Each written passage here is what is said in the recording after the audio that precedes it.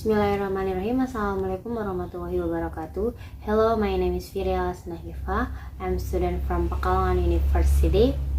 And in this video, I would like to answer the question from midterm test from Mrs. Rizky. Okay, and number 1. Explain the differences between segmental feature and suprasegmental feature and give the example of them.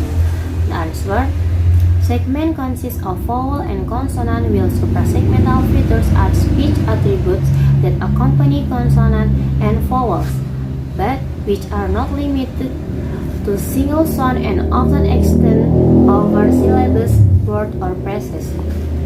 The example for segmental feature: stress, tone, and duration in the syllable or word for a continuous speech sequence.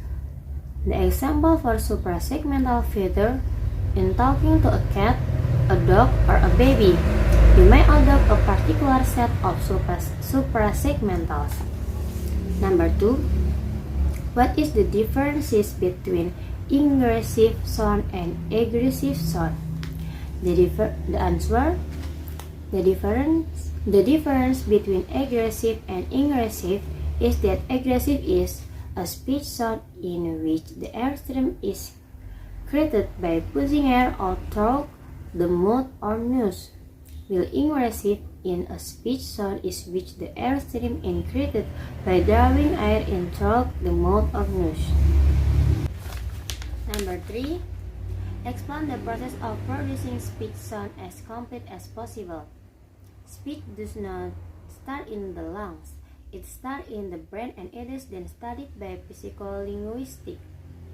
After the creation of the message and the lexical, grammatical structure in our mind, we need a representation of command which will be accepted by our speech organ to produce the utterance.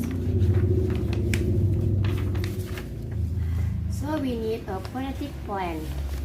After this mental operation, we come to the physical production of sound. Speech then is produced by an air stream from the lungs, which goes through the trachea and the oral and nasal cavities.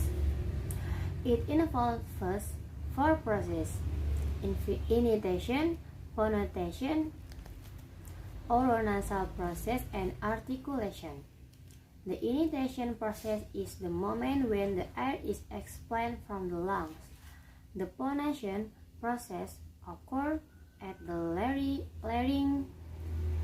The larynx has 2 horizontal folds of tissue in the passage of air. They are the vocal folds. The gap between these folds is called by glottis. The glottis can be closed, then no air can pass, or it can have a narrow opening which can make the vocal fold vibrate, producing the voice sound. Finally, it can be wide open, as in normal breathing, and thus the vibration of the vocal fold is reduced, producing the voiceless sound.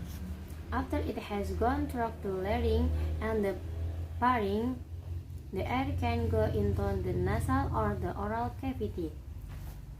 The velum is the part responsible for that selection. Finally, the articulation process is the most obvious one.